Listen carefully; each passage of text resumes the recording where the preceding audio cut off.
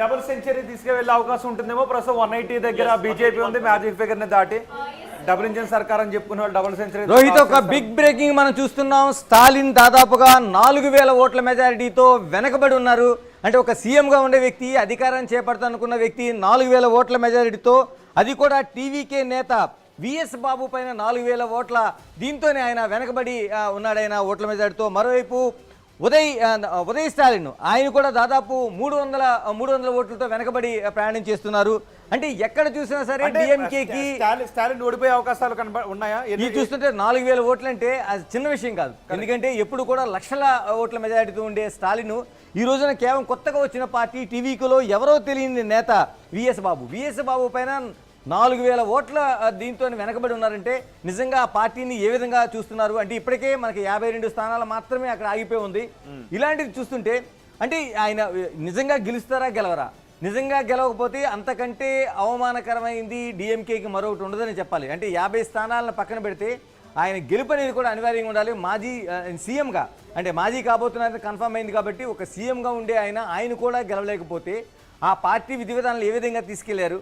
మరోవైపు బీజేపీతోని ప్రధానితో ఛాలెంజ్ చేశారు ఆయన. ఎందుకంటే అటు మహిళా బిల్లు కావచ్చు, లేకపోతే పునర్విభజన బిల్లు కావచ్చు, డిలిమిటేషన్ సంబంధించి ఖచ్చితంగా ఛాలెంజ్ చేసి 234 స్థానాల్లో దాదాపు 200 స్థానాలు గెలుస్తామని ఛాలెంజ్ చేసిన వ్యక్తి ఈ రోజున 4000 ఓట్లతో వెనకబడి ఉన్నాడంటే నిజంగా దీన్ని అంటే తమిళనాడు రాజకీయాల్లో ఏం జరుగుతుంది అంటే దాదాపుగా 110 స్థానాలకి టీవీకే ఎగబగడం అయితే తర్వాత ఏ అన్నాడీఎంకే అనేది 74 స్థానాలకు వెళ్తే ఎక్కడ ఉంది? రెండోది, ఆయన చెప్పిన అతిపెద్ద ఛాలెంజింగ్లో జయలలిత మాత్రమే తమిళనాడు రాజకీయాల్లో రెండోసారి ముఖ్యమంత్రిగా ప్రమాణ స్వీకారం చేసిన వ్యక్తి. అలాంటిది అరుదైన అవకాశాన్ని స్టాలిన్ చేయబోతున్నాడు అనేది కూడా వచ్చింది.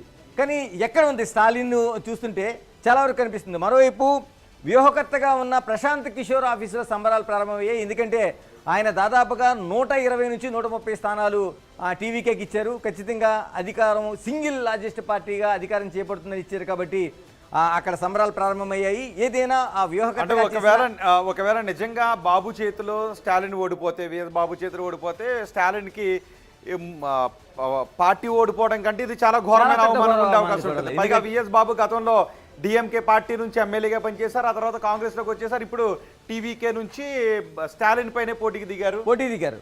అంటే మరోవైపు మొత్తం ఫ్యామిలీ రాజకీయాలు తీసుకుంటే స్టాలిన్ కావచ్చు, అంతకుముందు కరుణానిధి కావచ్చు, ఎక్కడ కూడా అనేక ఎన్నికల్లోన వాళ్ళు పార్టీ ఓడిపోవచ్చు కానీ వాళ్ళు మాత్రం ఓడిపోలేదు చాలా వరకు. కరెక్ట్. అలాంటిది ఈయన ఓటమి కానీ జరిగితే అంతకంటే 2006లో వీళ్ళ పార్టీ నుంచే పోటీ చేసిన వ్యక్తి అతను. సో ఇప్పుడు టీవీకే నుంచి స్టాలిన్ పై పోటీ చేసి స్టాలిన్ ఓడిస్తే అధికారాన్ని డిఎంకే కోల్పోవడం కంటే ఇది చాలా ఘోరమైన ఉండే అవకాశం ఉంటుంది. స్థానాల్లో లీడ్లో ఉంది కాంగ్రెస్ 11, అదర్స్ 3, ఇంకా ఒక్క సీటు మిగిలింది. అది ఎవరు కైవసం చేసుకుంటారనేది ఉత్కట్టగా మారింది. 16 మ్యాజిక్ ఫిగర్ కాబట్టి ఇప్పుడే ఎన్డీఏ కూటమి 15 స్థానాలను కైవసం చేసుకుంది. ఆ ఒక్క సీట్ వస్తే ఆల్రెడీ లెఫ్టినెంట్ గవర్నర్ కేటాయించేటువంటి 3 సీట్లు కూడా అవసరం లేదు. కానీ ఖచ్చితంగా అవసరం ఉంది అన్నా లేదు అన్నా సరే కేంద్రంలో ఏ ప్రభుత్వం అయితే ఉంటుందో ఇక్కడ ఆల్రెడీ బీజేపీ పొత్తు ఉంది కాబట్టి ఖచ్చితంగా ఎన్డీఏ కూటమికి అమూడిస్తుంది కాబట్టి సో ఆ 18 అంటే 16, 3 ఆల్మోస్ట్ 19. రంగస్వామి మరోసారి ముఖ్యమంత్రి ఐదోసారి ముఖ్యమంత్రి. కరెక్ట్. వరుసగా 3 అనుకుంటా కదా. ఇక్కడ పశ్చిమ బెంగాల్లో బీజేపీ 186 స్థానాలు లీడ్లో ఉంటే తృణమూల్ కాంగ్రెస్ 100 స్థానాల్లో లీడ్లో ఉంది. అయితే ఇక్కడ చాలా ఇంట్రెస్టింగ్ ఏంటంటే కాంగ్రెస్ 0. కాంగ్రెస్ ఇంతవరకు ఎక్కడా కూడా తన ఆధిక్యాన్ని చూపించట్లేదు. ఒకటైతే 34 సంవత్సరాల పాటు ఏకఛత్రాధిపత్యంగా పరిపాలించిన కమ్యూనిస్ట్ పార్టీ సిపిఎం కేవలం ఒక్క స్థానంలో ప్రస్తుతం లీడ్లో కనిపిస్తున్న పరిస్థితి. అంటే దాదాపుగా 3 దశాబ్దాల వరకు సిపిఎం లాంటి పార్టీకి అధికారాన్ని ఇచ్చినటువంటి ప్రజలు ఇప్పుడు దాన్ని పూర్తిగా ఆదరించట్లేదు. కేవలం ఒక్క స్థానంలో లీడ్లో కనిపిస్తుంది. ఇది కూడా కాంగ్రెస్ మాత్రం బిగ్ 0 అక్కడ. సో ఇది చాలా ఇంట్రెస్టింగ్ ఫ్యాక్టర్గా కనిపిస్తుంది. కాబట్టి will once talk about Kerala to కేరళలో బీజేపీ గురించి. సో ఇప్పటి వరకు కేరళలో ఇటు బీజేపీ బాగా వేయలేదు. సో ఈ ఎలక్షన్స్ వాళ్ళకి చాలా ఇంపార్టెంట్. ఇందాక నెమామ్ గురించి మాట్లాడుకున్నాం. పాలక్కడ్లో కూడా ప్రెసెంట్ బీజేపీ ముందంజలో కనిపిస్తోంది. అక్కడ నుండి శోభా సురేంద్రన్ ఆవిడ పోటీ చేస్తున్నారు. ఆవిడ సైతం ప్రెసెంట్ 27,000 ఓట్లతో ఆవిడ సైతం ముందంజలో కనిపిస్తుంది.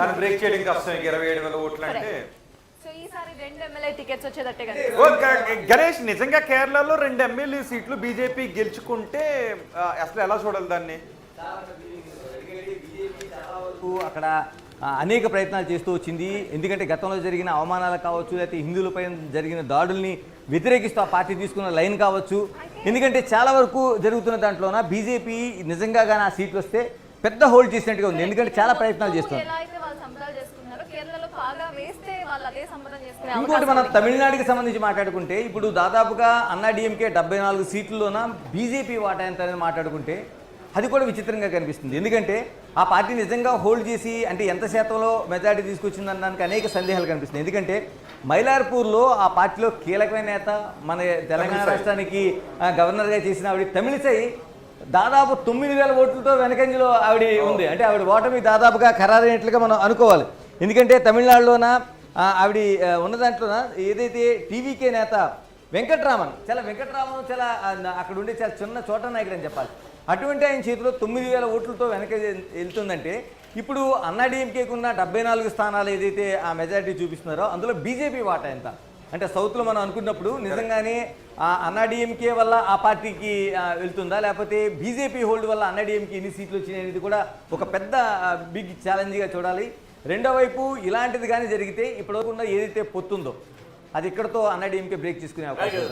ఇంకొకటి తమిళనాడులో ఇప్పుడు అసెంబ్లీలో కూర్చోబోయేది ఒక కార్ డ్రైవర్ కొడుకు, ఇంకొక సామాన్య ప్రజలు, కనీసం అసెంబ్లీని బయట నుంచి చూసే వాళ్ళందరూ కనీసం కలగనడానికి కూడా అవకాశం లేని వాళ్ళందరూ ఇప్పుడు అసెంబ్లీకి వెళ్ళే అవకాశం ఉంటుంది.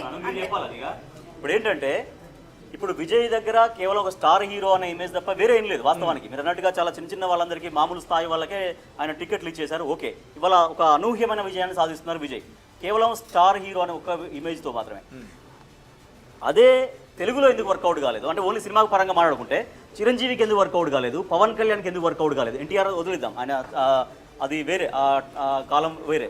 చిరంజీవికి ఎందుకు వర్కౌట్ కాలేదు, పవన్ కళ్యాణ్కి ఎందుకు వర్కౌట్ కాలేదు, విజయ్కి ఎందుకు వర్కౌట్ అయింది అంటే తెలుగు సినిమా ప్రేక్షకులు ఫ్యాన్స్ ఉండే విధానం, తమిళనాడులో ఫ్యాన్స్ ఉండే విధానం ఎట్లా అనిపిస్తుంది? ఇక్కడ ఇంకోటి కూడా చూడాలి. ఇక్కడ ఆంధ్రప్రదేశ్ లాంటి చోట రాజకీయ పార్టీలు కులాల ఈక్వేషన్స్ లో ఉంటాయి, సినీ హీరోల అభిమానులు కులాల ఈక్వేషన్స్ లో ఉంటుంటారు. కాబట్టి తెలుగు నాటి ఇది వర్కౌట్ కాదు అని నేను చాలా మందిని అడిగినప్పుడు, చాలా మందిని తమిళనాడులో అడిగినప్పుడు వాళ్ళ క్యాస్ట్తో సంబంధం లేకుండా విజయ్కి నేను ఓటేస్తున్నాను, నాకు విజయ్ అంటే ఇష్టం అని చెప్పారు.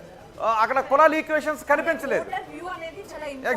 మన తెలుగు స్టేట్ లో ఓటర్ వ్యూ అంటే రాజకీయాలుగా ఆలోచిస్తారు. అంటే ఎందుకంటే ప్రధానంగా ఏం చేయాలంటే తెలుగు రాష్ట్రాల్లోన సినిమా ఇండస్ట్రీని వేరుగా చూస్తారు, రాజకీయాలు వేరుగా చూస్తారు అభిమానులు. కానీ తమిళనాడు చూసుకుంటే సినిమా రాజకీయాలతో ముడిపడి రాజకీయాలు పనిచేస్తాయి. ఎందుకంటే అటు ఎంజీఆర్ కావచ్చు, లేకపోతే కరుణానిధి కావచ్చు. కరుణానిధి కంటే సినిమా పెద్ద రైటర్ కానీ కథా రచయిత కానీ ఎక్కడ మనకు కనిపించాడు సౌత్లోన. అంత పెద్ద రచయిత ఆయన కరుణానిధి. అలాంటి ఆయనకి తర్వాత జయలలిత ఇప్పుడు తీసుకుంటే ఇప్పుడు మనం విజయం చూస్తున్నాం. అందుకని తమిళనాడులోన అటు రాజకీయాల్ని సినిమా ఇండస్ట్రీని సైమల్టేనియస్గా వాళ్ళు తీసుకెళ్తుంటారు. అభిమానం అనేది ముఖ్యం తప్పించి అలా కానీ తెలుగు రాష్ట్రాల్లో దానికి భిన్నంగా ఉంటుంది. అభిమానం కూడా కులాలతో ముడిపడి ఉంటుంది. అండ్ ఇంకొకటి ఏంటి అంటే తమిళనాడులో విజయ్ కంటే ముందు వచ్చిన సినీ ప్రముఖులు ఏమాత్రం ప్రపంచాన్ని చూపించలేరు. రజనీకాంత్ పార్టీ పెడుతున్నాడు అన్న సందర్భంలో అనూహ్యంగా పార్టీ పెట్టక ముందే పార్టీ రాజకీయాల్లోకి రావట్లేదు అని విరమించుకున్న సందర్భం కూడా చూసాం. పార్టీ పెడితే బాగుండేమో, నేను ముఖ్యమంత్రి అయిపోయేవాడినేమో, ఇది వర్కౌట్ అయ్యేదేమో. బహుశా రజనీకాంత్ అనుకోకపోయినా రజనీకాంత్ చుట్టుపక్కల ఉండేటటువంటి వాళ్ళు ఆయనకు సలహా ఇచ్చే అవకాశం ఉంటుంది. Correct, exactly. ఒకసారి చూసుకోవాలి కదా, 60 years నుండి సేమ్ ఒకటే భావాజాలంతో ఉన్న వాళ్ళు కంటిన్యూ అవుతూ వచ్చారు ఇక్కడ తమిళనాడులో. వెరాజ్ ఇన్ ఏపీ అది అట్లా కాదు. కావాలనుకున్నప్పుడు ఇటు కాంగ్రెస్ కి పగ్గాలు ఇచ్చారు, టీడీపీకి పగ్గాలు ఇచ్చారు, తర్వాత వైసీపీ మళ్ళీ టీడీపీ. సో ఒక డిఫరెన్స్ ఆఫ్ వ్యూస్ అనేవి కనిపిస్తున్నాయి. ఇంతేకాదు మనం ఇంకోటి ఖచ్చితంగా చూడాల్సిన అంశం ఏంటి అంటే జయలలిత అఫ్ కోర్స్ పళనిస్వామికి అభిమానం ఎంత ఉంది, పళనిస్వామి ఏ ఏరియాలో బలంగా ఉన్నారు ఇదంతా పక్కన పెడితే జయలలిత లేని వ్యాక్యూమ్ అక్కడ ఏ విధంగా ఉంది రాజకీయాల్లో అనేది మనం ఖచ్చితంగా చూడాలి. జయలలిత ఉండుంటే ఆ రాజకీయాలు వేరు. సో జయలలిత అందరూ అక్కడ అమ్మ అని పిలుచుకుంటూ ఉంటారు, ఆ రాజకీయాలు వేరు. ఇప్పుడు జయలలిత లేని రాజకీయాలు, ఈయన స్టాలిన్ ఒక్కడే అక్కడ నుంచి వచ్చినటువంటి రాజకీయ వారసత్వం కలిగినటువంటి వ్యక్తి, కరుణానిధి అభిమానులు వీళ్ళుంటారు, ఒక లెగసీని మెయింటైన్ చేస్తున్నారు. సో జయలలిత లేని వ్యాక్యూమ్ అక్కడ కనబడుతుంది. అది పళనిస్వామిని ఎంతవరకు ఓన్ చేసుకుంటారు అని అంటే అది డిఫరెంట్ ఫ్యాక్టర్లో. కానీ ఇప్పుడు తమిళనాడులో మాత్రం కులాలకు అతీతంగా ఈ విజయ్ని ఓన్ చేసుకున్నారు. కాబట్టి రేపు రాబోయే రోజుల్లో రాజకీయాల్లో ఎప్పుడు కూడా చాలా వరకు లెగసీ అనేది ఫ్యాక్టర్ చూపెడుతూ ఉంటుంది.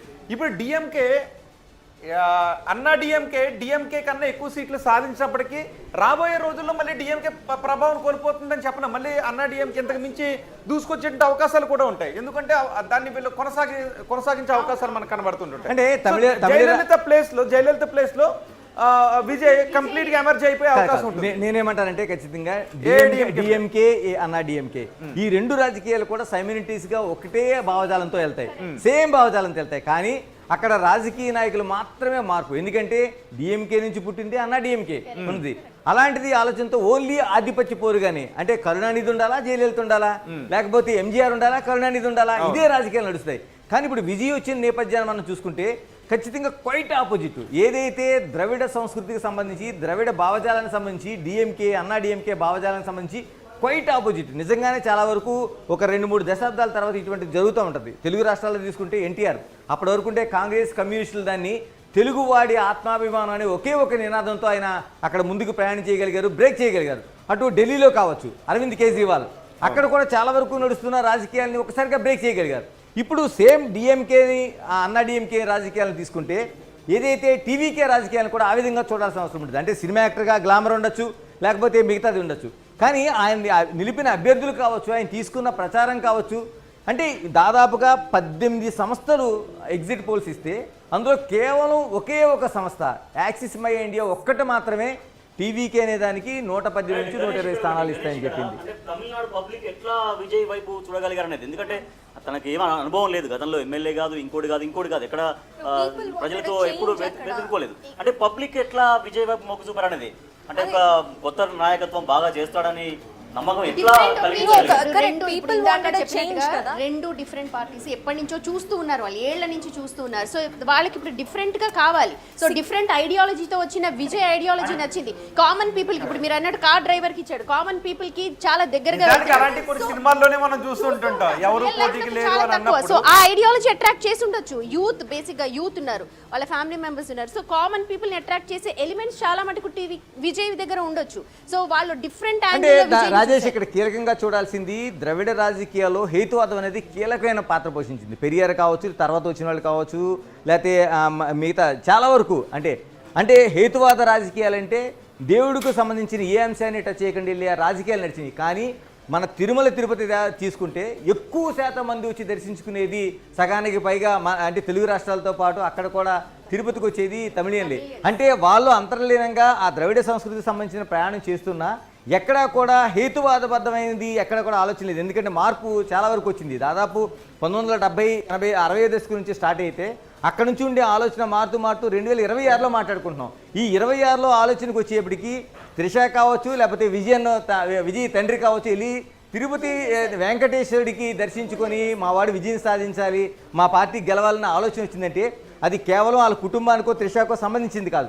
కేవలం ఆ పార్టీ దాదాపుగా 1960 దశకం నుంచి గట్టిగా మాట్లాడితే 45, 50 దశకం దగ్గర నుంచి స్వతంత్రం వచ్చిన దగ్గర నుంచి ఆ ఆలోచన విధానాన్ని ఒక్కసారిగా బ్రేక్ చేసిన ఒక కీలకమైన దీనిగా మన టీవీకి చూడాల్సిన అవసరం. అదే సందర్భంలో నిజానికి రాజకీయాలు ఏం జరుగుతుందంటే ఒక పార్టీ మీద తీవ్రమైనటువంటి వ్యతిరేకం వచ్చి ఈ పార్టీ నాకు వద్దు, ప్రజా వ్యతిరేకంగా ఉంది అనేటటువంటి సందర్భాల్లో ఆ పార్టీని పక్కకు పంపించేస్తుంటుంటారు, ఇంకొక పార్టీని తీసుకుంటుంటారు.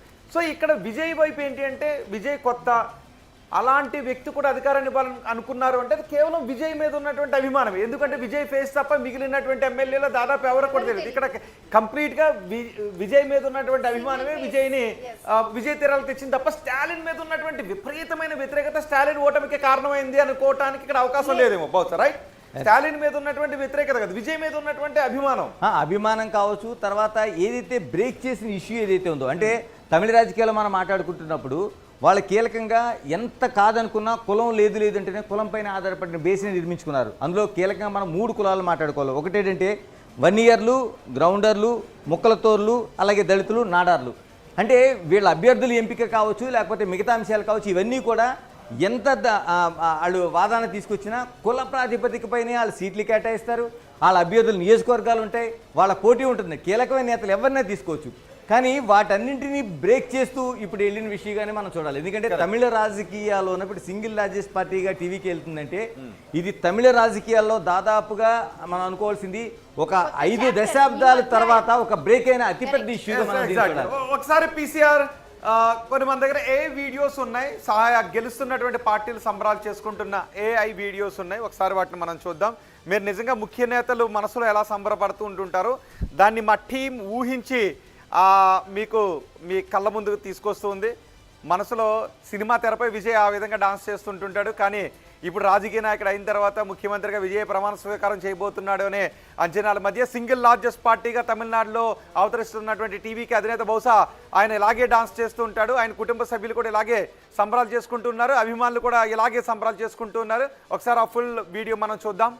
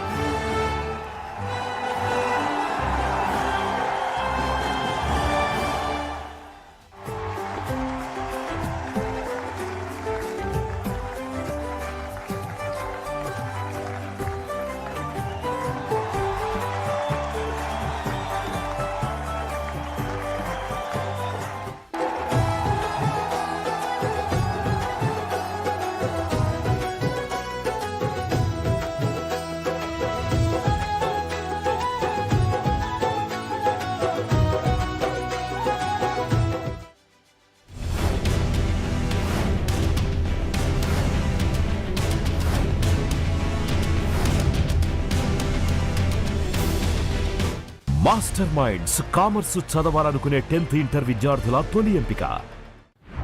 బేబోకి ఒకటే నియమం, రోజు తినాలి గుడ్డు, తప్పది పయనం. అందుకే గుడ్డు ఆర్ కూల్ కూల్ కూల్, అవును గుడ్డు ఆర్ కూల్ కూల్ కూల్. సమ్మర్లో ఎనర్జీ తక్కువ ఉంటుంది, తినండి గుడ్డు, ఎనర్జెటిక్ గా ఉండండి. స్ట్రెంగ్త్ ఇంకా పవర్ లభిస్తుంది రోజు, with proteins minerals law daily dose. గుడ్డు ఆర్ కూల్